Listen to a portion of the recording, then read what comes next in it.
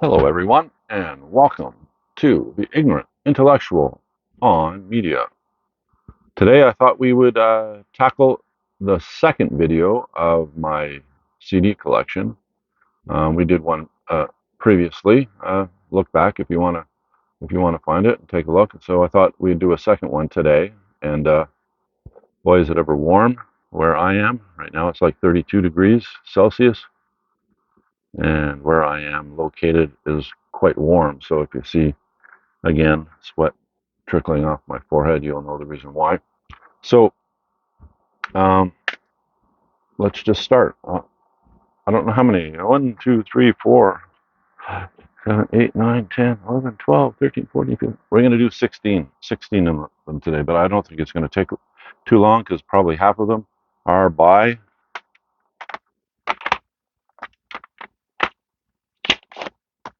this man, Leonard Cohen. All right, so I spoke in the previous one, the first 10 CDs in my collection, because we're going from C down to A just because of the way that they're loaded in the box. When I boxed them, I took them off my shelf starting, alphabetically with A, and they end up on the bottom of the box, and then you stack on top, and I got all the way to C. So we're in the C's right now. We're going to go down to the B's and down to the A's. So anyway, uh, I did 2 albums on the last one about Leonard Cohen, and I got a bunch more of his here because Leonard Cohen is, probably the greatest singer-songwriter ever to come out of Canada. I know Joni Mitchell is up there as well, and some other. Bruce Cockburn is another one, which I will be covering one of his albums today. And who else? Stompin Tom. I'm going to cover him as well. And who's the guy? See, this is where ignorant intellectual forgets names. The guy that did the wreck of the Edmund Fitzgerald. He's right up there as well. Gordon Lightfoot, right? So anyway, so this one is Leonard Cohen's second album. It's called Songs from a Room, and his first album was pretty sparse. It was him. I mean, he always has musicians playing on his albums, but it was pretty sparse, and his voice. It's funny in music, they're like, say, Bob Dylan or Neil Young or Leonard Cohen, Tom Waits, all these guys that are hugely loved and hugely, they all have bad voices. You ever notice that? Um, but they're hell of good songwriters, right? So you listen to them because of their songs, right? So anyway, so this is his second album. It came out in 1969. So I think on my previous album I said his first album was in 69 and it went up to his death in 2016. I was incorrect in that. It wasn't 1969. I think it was 1967. The songs of Leonard Cohen came out. I thought it came out in 69. It didn't. It came out in 67. And this album came out in 69. And this album has one of my all-time favorite Leonard Cohen songs, and that's the Story of Isaac, which gets me quite emotional when I listen to that. It's an anti-war song. Listen to it. Go on YouTube or whichever and listen to the story of Isaac, and see if it doesn't bring tears to your eyes. Anyways, it's especially if you have a child of your own. Yeah. Anyway, and this also has "Bird on a Wire," which is another one of his famous songs. Um, so, but "Story of Isaac" is what grabbed me with this album. Anyway, so he's one of the greats of Canadian. He didn't. He lived in Montreal on and off, but he would be living in New York a lot of the times. He'd be living in Europe, so he'd be, he was a world traveler and he would do albums all over the world, right? But this one, his first one, and this one are two that you should pick up, um, and you'll see what I mean by how great he is. All right, so this is called Songs in a Room. Next up is his ninth album, which is The Future, and this has a song that a lot of people know. It's called Closing Time, but all of his songs are just, awesome. This one is from 1992. So the other one, so you see him here and you'll hear his voice. If you pick up this one, all right, and you play it, and then you pick up this one and you play it, you'll think it's two different guys because for some reason Leonard Cohen, it's probably from smoking. You always, whenever you see any video of Leonard Cohen, half the time he's smoking, right? So did he quit smoking anyway? So maybe that's the reason why his voice lowered. So it's his voice was a bit. I mean, it was always low, but it was a bit higher. And then the '80s came, and like with "I'm Your Man" and those songs, his voice was like really deep, even deeper, right? So, but actually, I think his deeper voice sounds better than his. Neither voice sound great, but his deeper voice sounds better. Um, when you listen to Leonard Cohen, you're listening to you know, the sparse sounds, but mostly what you're listening to is what he's singing about, right? So listen to Closing Time on YouTube on this one. See if you like and pick up this album, his ninth, all right? And then here's another one, all right? Another one. This one is from the '80s. So we did '60s, '90s, and this one is from the '80s. This is probably his best album after um, I'm Your Man, um, which came out in '88. This one came out in '84. This is probably his second best album from the '80s. It has probably his greatest song. A lot of people call Hallelujah his greatest song, and it's on this album. And a lot of people have covered that song. Probably the greatest cover version of that song is, well, the name escapes me again. That's the way it is with me. Jeff Buckley, Tim Buckley's son. He ended up dying really young, but he put out an album that had Hallelujah on it, and you should find that one. It's called Grace, the album Grace. Listen to his version of Hallelujah, written by Leonard Cohen. Leonard Cohen has his version here, but you know how like Otis Redding is the one that wrote Respect, but Aretha Franklin, when she did that, Otis Redding's version of doesn't matter. That's an Aretha Franklin song. Same with Hallelujah. I think Hallelujah can be considered a Jeff Buckley song just by the way he sang that song. But it's on here, and "Dance Me to the End of Love" is on here, which is another one of Leonard Cohen's popular songs. So if you want to listen to some of his good songs, "Dance Me to the End of Love" is another one that's on here. But all of them are really good. And this one was his seventh album. Okay, so and it came out in 1984. All right, so now we'll go into some minor albums by him. Here's a concert that he did in London, England, in I think it was 2000, yeah, 2009. It has two discs in it, so you get to see him with his lower voice, with his really low, grainy voice, um, singing to a London audience on two discs. So there's like over 20 of his songs on this one. It's a very good album. And again, it's in plastic because it's a digipack or a paper case. Always protect your paper. All right. This one I just picked up because uh, it was one of the first ones that I found of his. In other words, I didn't have these other ones that I'm showing you. This is probably the first Leonard Cohen CD I found. And when you're starved for Leonard Cohen on CD, you're going to pick up whatever you want to pick up. So I picked this one up, and it's basically a compilation album. Um, and it has like "So Long, Marianne," which is a big. "Sisters of Mercy" is another one. "Bird on a Wire," "Suzanne." All of these are great songs by Leonard Cohen, right? So I picked this up to listen to it, but it's basically a throwaway compilation album of his. All right. When did it come out? I don't even know. 1995. All right. Here's another live album by Leonard Cohen. All right. And this one has 12 songs. All right. And it's basically stuff that he did almost around the same time as this, because all these appearances are all over, like Finland, England, Germany, um, England again. Um, so some of the ones that are on this, I think, might be on this one. But this is another live album. And whenever, I don't know why, maybe it's because I'm Canadian, he's Canadian, I'm not sure, but I'll just pick up Leonard Cohen albums without even investigating them when I see them in the thrift shops or wherever. So this one is, I don't know if I've listened to that one yet or not.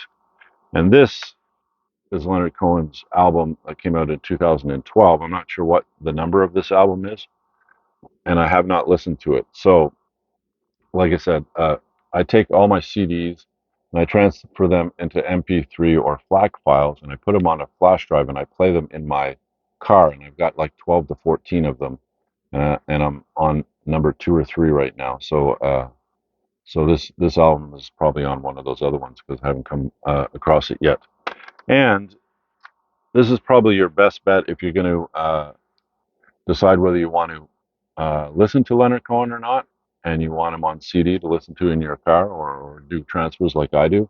I mean, you can go on Spotify and just put in Leonard Cohen and start playing, right? But this was probably before Spotify, let's say, his best album to collect if you wanted a range of his songs, see if you want to actually delve into his albums or not. And this one came out in 1975, so it had his older stuff: Suzanne, Sister of Mercy, So Long, Marianne, Bird on a Wire, Lady Midnight, and so on, right? So um, it was very good, the best of, if you wanted to listen to his early work, right? And now, so those are all the Cohen albums so far. I probably got more in the box there because they're all a bit mixed up. All right. Now we're going to go on to Stompin' Tom. Now, I don't know if you know what Stompin' Tom is. If you're Canadian, probably. If you're not Canadian, probably not. He's like a folk guy, and he's I don't know. He has this charm that no other folk musician in Canada has, and his songs are not like super complicated or anything. Like he's got the hockey song. Maybe you've heard him. Maybe if you ever gone to a hockey game, maybe even in the States, they do play his hockey song a lot in the arenas. Maybe you heard that one or the Ketchup song. Anyways, that's the kind of guy. He sings about ketchup, right? And he sings about trucking, and sing, he sings about all that kind of stuff. And it's simple, and it's great music. I have actually a live, but it's extremely hard to find his albums, even on LP. So what you're kind of um, forced to do is pick up whatever you can find, right? So here's a live album of his, and here's um, Soundtracks of Canada one. I'm not even sure. This is a compilation as well. It's not a studio album. And here's the Ballad of Stompin' Tom, which he does a few remakes of, like the Olympic song and the hockey song and My Hockey Mom. He does an updated version of each one of those, and then the rest are probably all compilations from other albums. So it's hard to find Stompin' Tom. You have to probably look for him on LP, or I know one of his albums. Um, I have it, so I'll probably come across it and I'll talk about it then. But Stompin' Tom, if you want to, you want to be Canadian, right? Maybe you live outside of Canada and you want to be Canadian. Listen to some Stompin' Tom. Go on, find the albums, or go on Spotify or iTunes and listen to some Stompin' Tom and see if you could be a Canadian or not. All right, so that's Stompin' Tom. Um, Next up is Coldplay Parachutes. This album,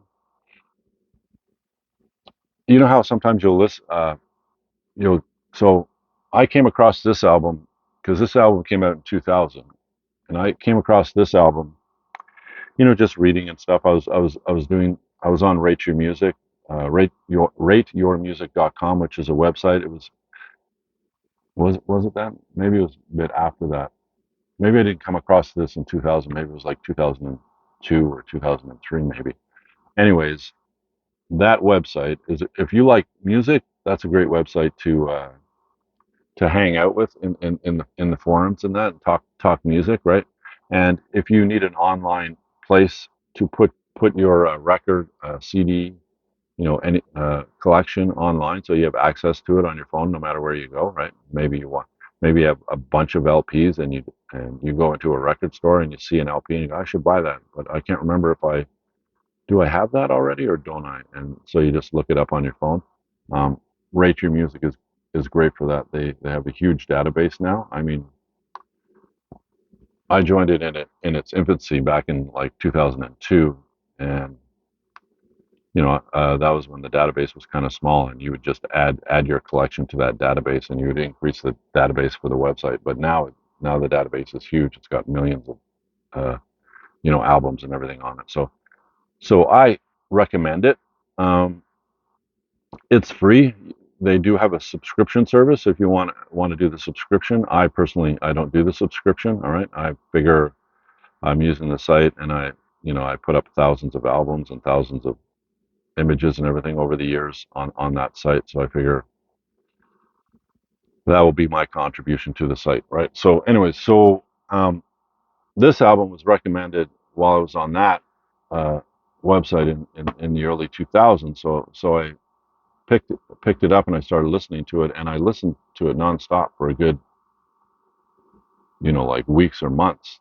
That's how good I thought this album was. And then they came out with another album, and then they kind of killed it. But this one, their first album, Chris Martin, who was the singer and songwriter, this was brilliant. It's kind of sad that his stuff afterwards didn't, you know, hold up as high as this one did. And people pan this album now, saying it's like, it's not original or whatever, right? But when I listened to this, it was the first time I listened to this, like soft, um, introspective lyrics with soft music that's still, kind of rockish. You know what I mean? And it was kind of like shoegazing music, I guess you could call it, maybe. Anyways, I found this album extremely good. So if you come across this album, have a listen. Let me know what you think, because I mean, this is a huge selling album. So a lot of you that are watching this video have probably listened to this album already. But what do you think? What did you think of the album? I thought it was amazing. I listened to it, nonstop over. I listened to other albums as well, but I'd always come back to this album for like at least 2 years during the 2000s or whatever. Now I don't listen to it as much.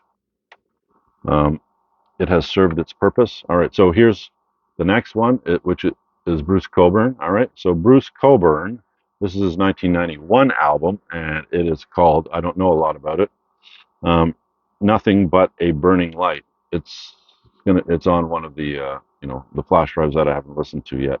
But Bruce Cockburn is one of Canada's greatest singer-songwriters. All right, you probably know him from songs like Wondering Where the Lions Are, or If I Had a Rocket Launcher. These songs were popular in North America at the time of those album releases and those songs. So um, I'm not a huge fan of him, but I do recognize the merits of his music. But I'm still searching. I'm looking for his albums. Some of them are easier to find than others. I got 3 or 4 of them on LP that I still have to transfer into an MP3 file or whatever, right?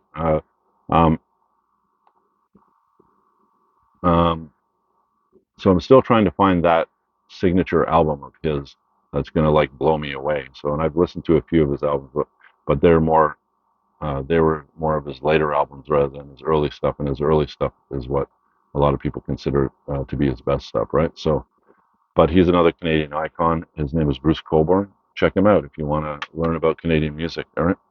Next up is Concrete Blonde's Bloodletting.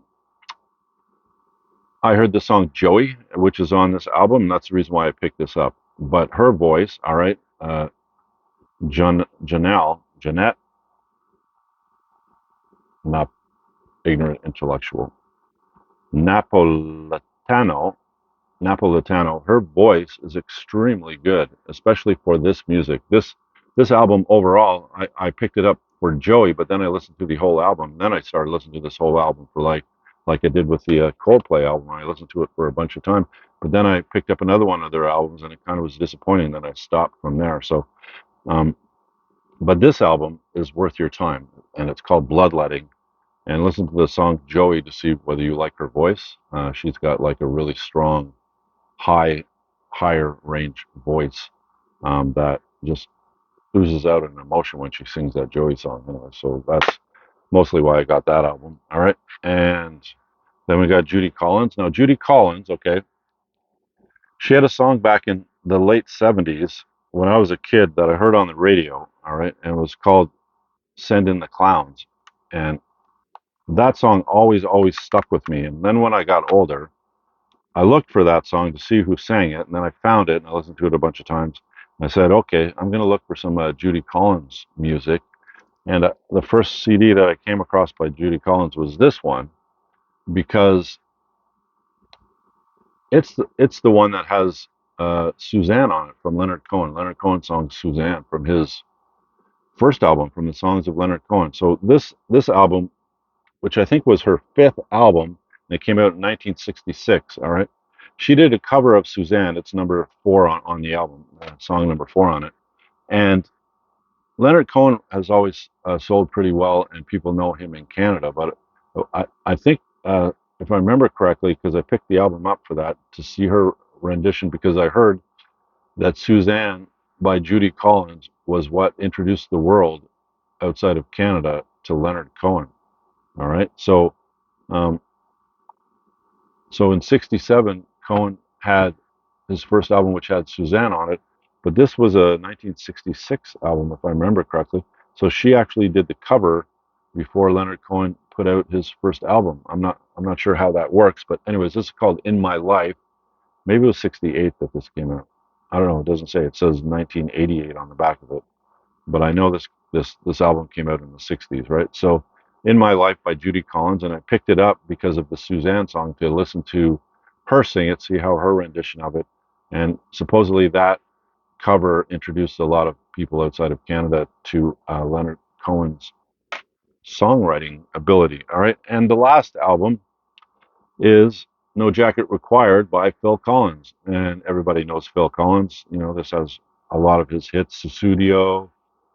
You know, what else does it have on it? Doesn't Anybody Stay Together Anymore? Take Me Home. Anyways, Phil Collins is like, well, he started out as the drummer of, what was the name of that band? With him and Peter Gabriel, Genesis. All right, so he started out as the drummer of Genesis. Then Peter Gabriel left the band because he wanted to do solo stuff. All right, which got kind of weird actually. And his stuff is kind of weird. Post Genesis stuff is kind of weird. And anyway, so Phil Collins kind of took over the songwriting and got out from behind the drums and became their singer, right? And some of the albums with Phil Collins are really good. Genesis albums are really good. And then he kind of left the band and he went solo, and he had a bunch of, like, 2 or 3 albums in the 1980s that just, you could not avoid them even if you tried. It was like trying to avoid Def Leppard back then. They were trying to avoid Def Leppard. Now you got to think back before Spotify and before everybody listened to music either on CD, you know, cassette, or on the radio, right? So people were playing the radio all the time, and you could not get away from Phil Collins, and you could not get away from Def Leppard back in the '80s. Not that you would want to with Phil Collins, but I've never been a big fan of Def Leppard, and the repetitive nature of hearing the same song, um, "Pour Some Sugar on Me," or other hits by Def Leppard over and over and over again on the radio was like irritating. It just kind of killed the band for me. Phil Collins as well, a bit, all right, but there's a few songs that I really like by him, and so I found this for $1, so I picked it up. I don't really have much Phil Collins in my collection, but I do have this one, "No Jacket Required." Um, so Phil Collins, like I said, huge hit in the '80s. He was up there with all the big pop stars in the '80s. So if you want to check him out, some of the songs, like he's the guy that did the "In the Air Tonight." Remember that uh, that drum part that everybody gets goosebumps for? Maybe, I mean, if you're younger, maybe you don't know it, but "In the Air Tonight," where it goes boom boom boom boom boom after.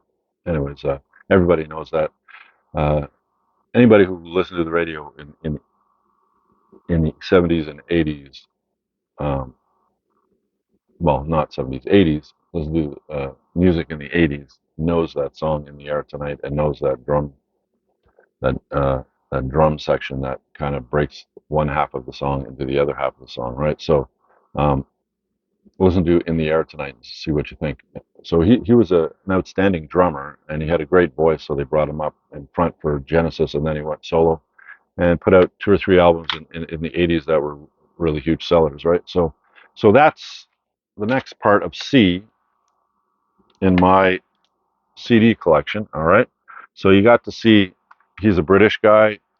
She's American, if I remember correctly. So is Concrete Blonde. But then you got, okay, so you're going to see that I do have a half decently sized Canadian music collection, right?